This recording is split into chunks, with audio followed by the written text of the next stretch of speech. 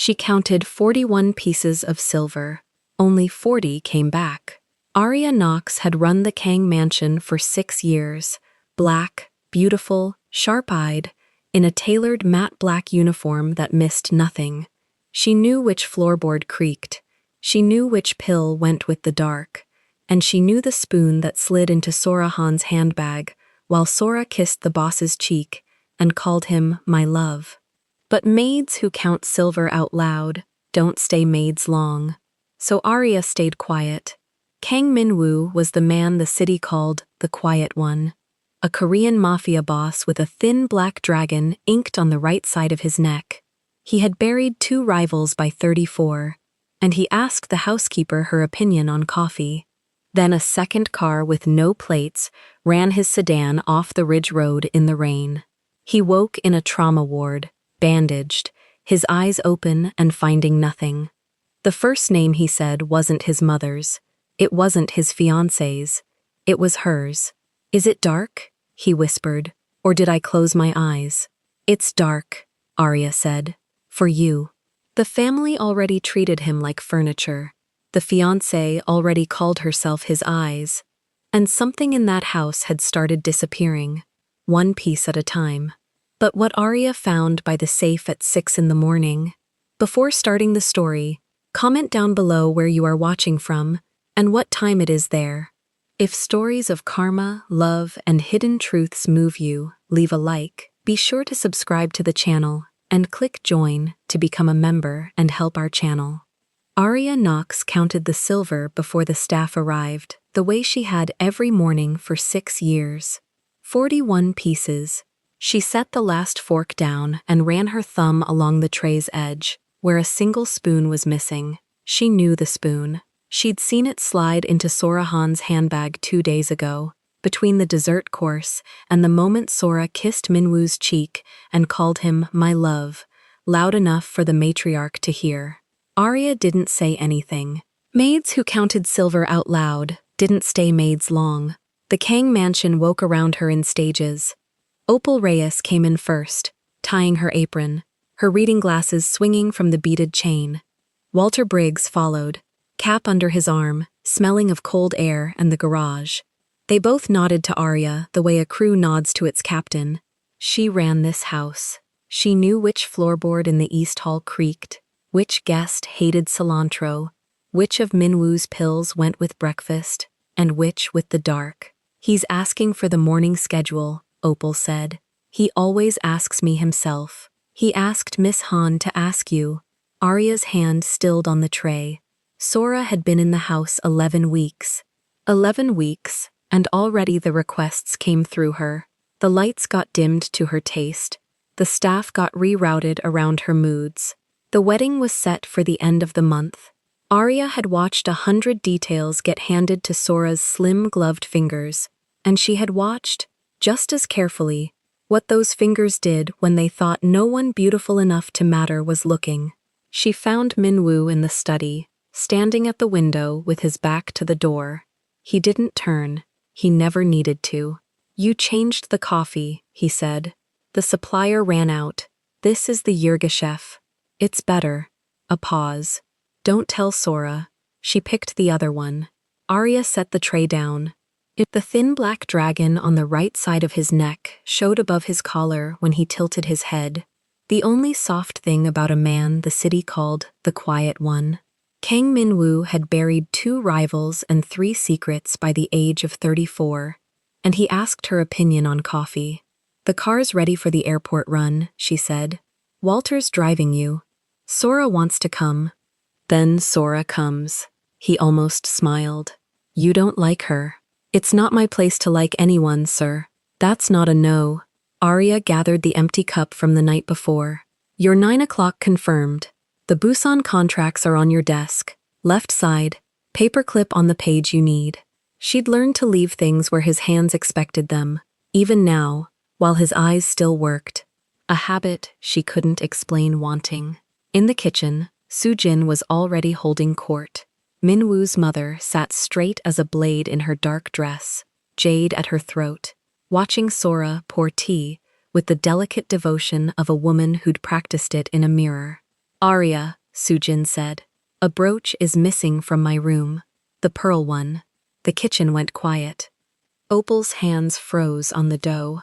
I'll find it, ma'am, Arya said. Someone in this house is careless. Sujin's cool eyes drifted, not to Sora, never to Sora, but across the staff, settling a half-second too long on Opal. Or worse. Sora set the teapot down with a small, perfect sound. I'm sure it's a misunderstanding, she said gently. These things have a way of turning up. She looked at Arya as she said it. Just for a breath. A look that knew it would never be the one searched. Arya held that look and gave nothing back. Byung-ho, the uncle, lowered his newspaper. Find the brooch, he told Arya flatly. Before the wedding. We don't need stories in the house with so many guests coming. Yes, sir. Arya spent the morning not looking for a brooch she already knew was gone. She knew the perfume near Sujin's jewelry box. Tom Ford, the one Sora wore. She'd smelled it by the study safe too, twice now, when Sora had no reason to be there. She kept these things the way she kept the silver count, quietly, in her head, where no one could call her a liar. By dusk the rain had started, the slow kind that meant the roads would shine like oil. Min-woo came down with his coat half on. Change of plan. I'm going myself. The Busan people moved up. Walter took my mother to the temple. I'll drive. Arya stepped in front of the door. 6 years, and she had never once stood between Kang Min-woo and where he wanted to go. The road past the ridge floods, she said. Let me call someone. I've driven that road my whole life. Not in this rain. For a moment, he looked at her, the way he looked at the contracts, weighing what she wasn't saying against what she was. Then Sora's heels clicked down the marble stairs, designer coat, gloves already on, though the night wasn't cold. He'll be fine, Sora said, smiling. Won't you, darling? Arya watched the gloves, watched Sora not get in the car. The taillights bled red into the rain and were gone. She didn't sleep. She sat in the kitchen with the staff phone in her hand and the silver tray gleaming on the counter, 40 pieces, and waited for a reason for the cold sitting in her chest. The call came at 11:46. She heard it in the way Byung-ho's voice broke on the first word, in the sound of Sujin dropping a cup somewhere upstairs. A second car on the ridge road, headlights with no plates. The Kang sedan run off the curve and down into the dark, the guardrail folded like paper. Arya was at the hospital before the family. She always was. She knew which doors didn't lock. They had him in a room at the end of the trauma ward, bandaged across the brow, an IV taped to the back of the hand that had reached for her contracts that morning. The monitor counted his heart out into the quiet. Alive. Cut and concussed and alive. She pulled the chair close without thinking, took the cold hand in both of hers. His fingers moved. His head turned toward the sound of her breathing. Arya, barely a word, the first name he said, not his mother's, not Sora's. I'm here. His unfocused eyes opened and found nothing, sliding past her face, past the light, past the window, settling on a darkness only he could see. Is it dark? He whispered. Or did I close my eyes? Arya looked at the bright room, the white walls, the lamp burning over the bed. It's dark, she said. For you. They brought him home on a Tuesday, and the house treated him like furniture. Sujin had the staff move the antique table from the foyer. He'll walk into it, she said, as if he weren't standing 6 feet away. Byung-ho spoke about him in the past tense, to lawyers, behind a door that didn't close all the way. The men who used to flinch when Min-woo entered a room now looked through him, already counting which territories would slip loose from a blind man's hands. Sora was the worst, because she was the kindest. Sit, my love, she cooed, steering him by the elbow into a chair he hadn't chosen. Don't strain yourself. I'll be your eyes now.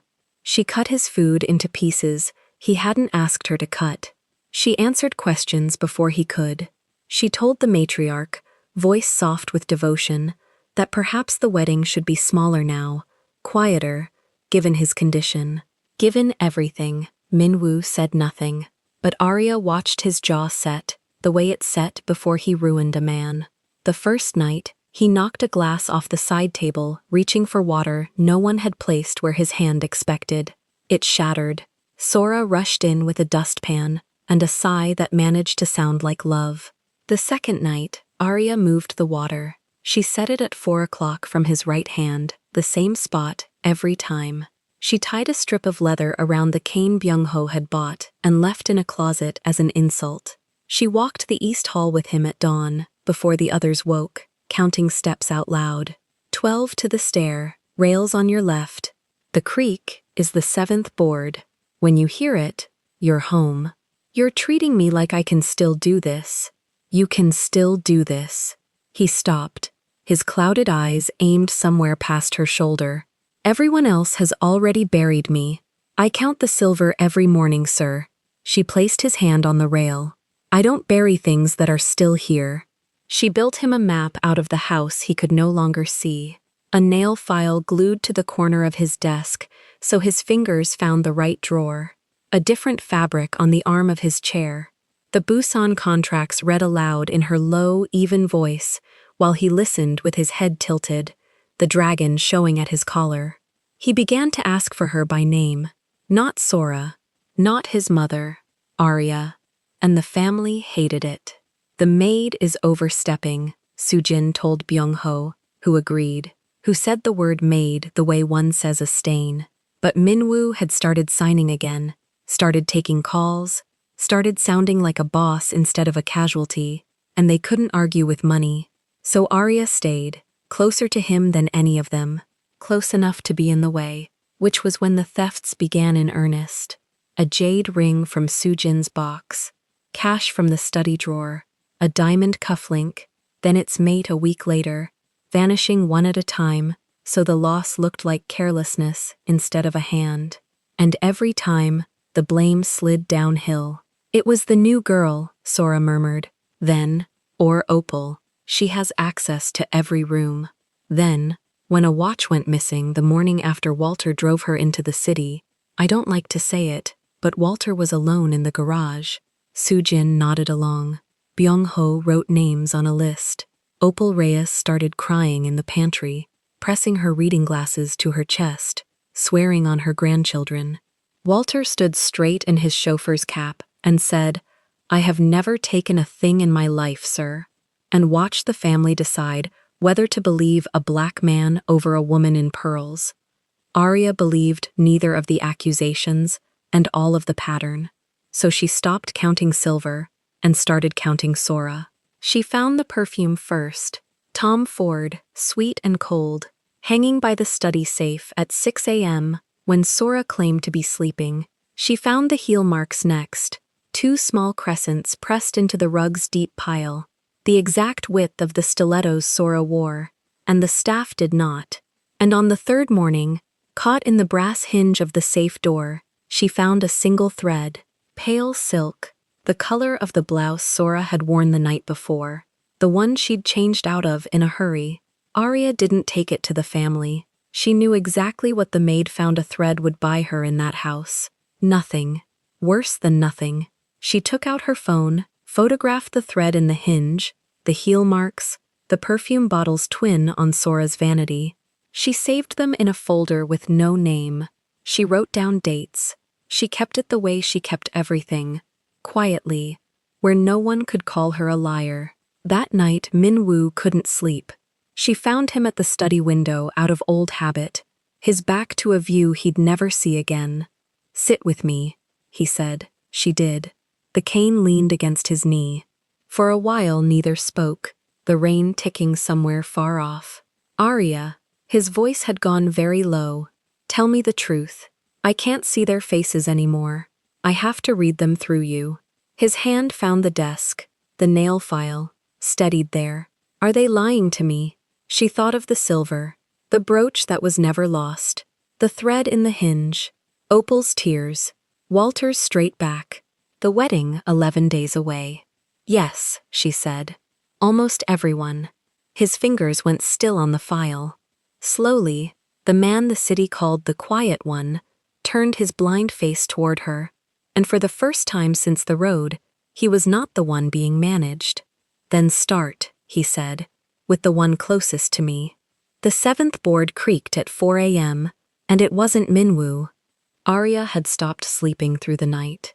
She lay in the staff wing with the door cracked, listening to the house breathe, and she knew the sound of every floor in it. That creak came from the east hall, from the study, from the spot a blind man would never reach alone at this hour. She went barefoot, heels in her hand. The study door stood open 2 inches. Lamplight leaked through it, thin and gold. Arya stopped in the dark of the hall and looked through the gap, and there she was. Sora knelt at the open safe. She wore the dove-gray robe and thin black gloves, and she was lifting velvet trays out into an open designer bag. Fast, practiced, the way a woman packs who has packed this many times. Bearer bonds. A roll of cash, thick as a fist. The jade pieces Soo-jin thought she'd misplaced. Sora worked with a phone, pinned between her ear and her shoulder, whispering, "It's almost everything. The bonds clear offshore by Friday." A pause. A small laugh, low and warm. The same laugh she used on Minwoo. "He can't see, baby. He signs whatever I read him. 2 weeks. I disappear before the wedding, and there's no wedding to disappear from." Arya's thumb was already moving. She had the phone up, screen dimmed, recording before she'd decided to. She kept it level against the doorframe. She held her breath. Sora's voice came through clear, every word of it, the gloved hands lifting the last tray into the bag. "The maid's the only problem, Minwoo's leash dog." Sora zipped the bag.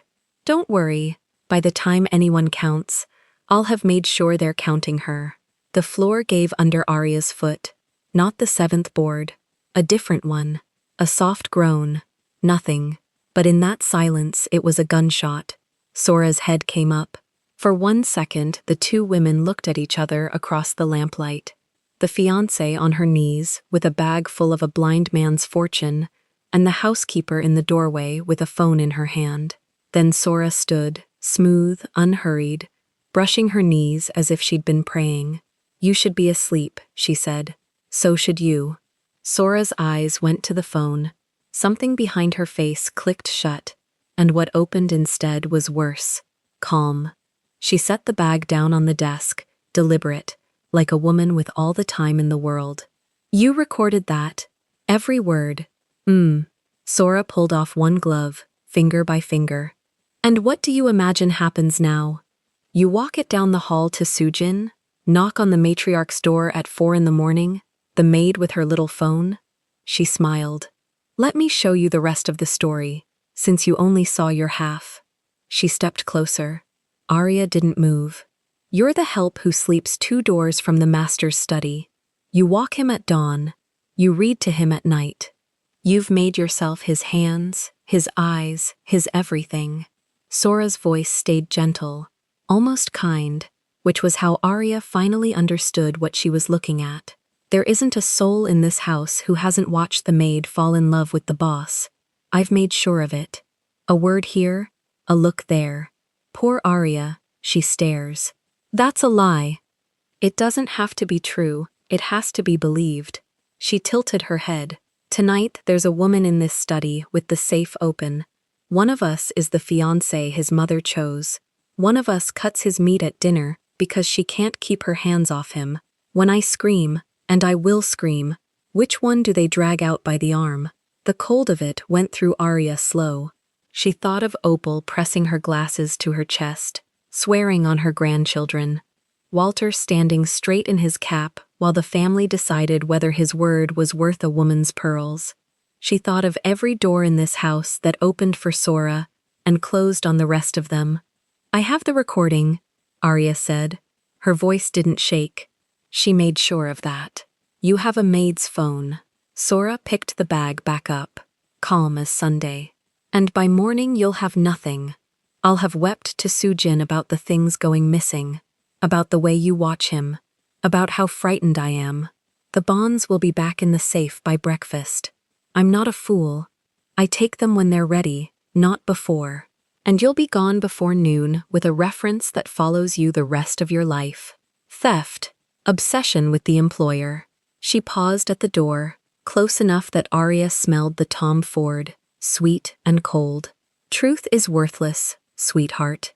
In the hands of someone no one will believe. She walked out unhurried, heels silent on the runner, leaving the safe open behind her like a wound. Arya stood alone in the lamplight for a long time. She looked down at the phone. The recording was there, clean, complete, damning. And Sora was right. In that house, in those hands, it was a scrap of nothing. She could play it for Sujin and watch the woman's face close. She could play it for Byung-ho and watch him write her name on his list. By 6, Opal was crying in the pantry again. Sujin had found a sapphire pin gone from her room, and Sora, eyes wet, had said the word she'd been saving. Arya, the matriarch's cool gaze swung down the long table and landed on the housekeeper like a verdict. "Pack your things," Sujin said. "You'll be questioned by noon." Arya didn't argue. She didn't reach for the phone in her pocket. She looked once down the hall, toward the study, where a blind man was waking to a house that had already decided she was the thief. And she understood she had exactly one card, and only one chance to play it, before they threw her out the gate. Arya didn't go to the study. She went to the kitchen, set the phone face down on the counter, and waited for the man who could not see to find her. He came alone. The cane tapped twice against the doorframe, then stopped. Min-woo stood in the gray light, the dragon on his neck half hidden under his collar, his clouded eyes aimed at nothing. "They told you about the safe," she said. "They told me a great deal." His voice was low, even. "My uncle wants you gone by noon. And you? I want to know why a thief would let herself be caught." Arya let the silence hold. Then she slid the phone across the counter until it touched his hand. She pressed play. Sora's voice filled the kitchen, thin and clear. "He can't see. 2 weeks, and I disappear before the wedding." Min-woo's hand closed over the phone. He didn't speak. The dragon shifted as the muscle in his jaw worked. "She thinks the blindness made you helpless," Arya said. "Let her keep thinking it." He turned his head, slow, the way he did when he was building a room in his mind. "What do you need?" "A reason for her to open the safe again. Tonight." He almost smiled. "The blue diamonds. Mother's. Sora has begged to wear them at the engagement dinner. I have refused for a month." "Refuse once more," loudly. "Then let it slip where they're kept." "And the rest?" "The rest," Arya said, "is wiring. And a camera that already knows her perfume." They worked through the afternoon, while the house thought the maid was packing her things. Arya moved the diamonds to the smaller wall safe behind the study shelf and seated a thin pressure sensor under the velvet tray. She angled the lens hidden in the clock so it framed the dial and the floor in front of it. Min-woo paced the route to that safe 9 times with his cane, counting, until his feet knew it without his eyes. At dinner, he played the part. He raised his voice. He told his mother the diamonds would stay locked until the wedding, that no one touched them before vows were spoken. Sora bowed her head and called him wise. Across the table, Sujin watched her son's anger and believed it.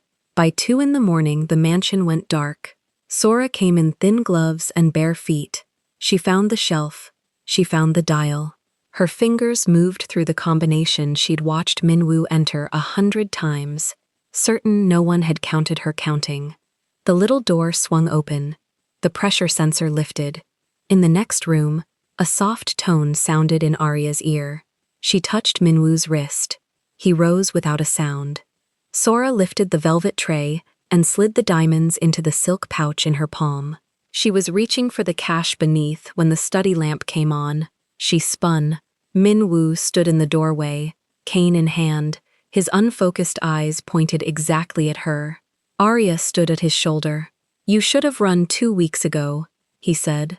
Sora's mouth opened. The performance reached for her face and almost found it. "Min-woo, darling." "I heard a noise," I came to check the safe. You came in gloves. The pouch was still in her fist. Footsteps gathered in the hall.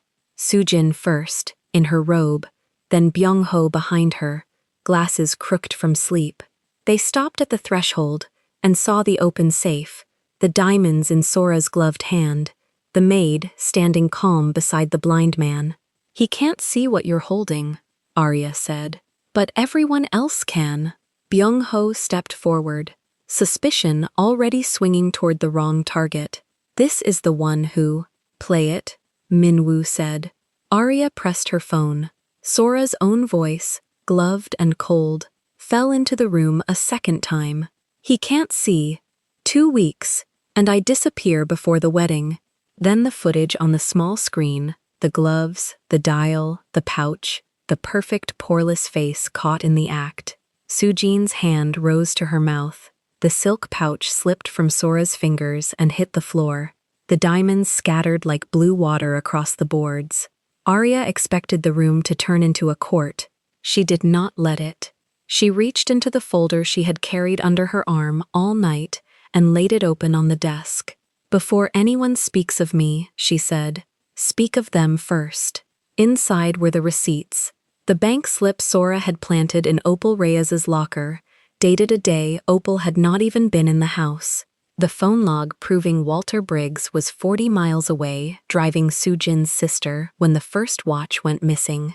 Photographs, dates, a clean, quiet trail clearing the 2 people the family had already half condemned.